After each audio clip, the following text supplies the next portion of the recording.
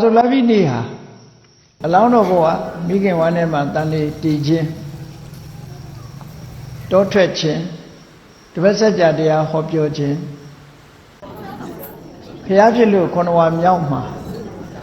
တကုဗျာရိဟာကိုပြပြီးတာဝရိန္ဒနတ်ပြည်ကြွရောက်ခြင်းဆိုတဲ့ထူးခြားတဲ့ဖြစ်စဉ်တွေဟာဒီတရက်ထဲမှာဖြစ်ပေါ်လာခဲ့တယ်လို့ဒါကြောင့်မို့ဝါဆိုလာပြီနေဟာတပတ်ဆက်ကြအခါတော်နေ့တွေမကဘူးနော်မေတော်ဝမ်းတန်တေတီတဲ့အခါတော်နေ့လည်းဖြစ်တယ်တောထွက်တဲ့အခါတော်နေ့လည်းဖြစ်တယ်ဟောနောက်တစ်ခုကတော့တကုဗျာရိဟာပြပြီးတော့တာဝရိန္ဒနတ်ပြည်ကြွတော်မူတဲ့အခါတော်နေ့လည်းဖြစ်တယ်လို့ဒီလိုဆိုတာပေါ့ဗျာလူတော်ပူဇော်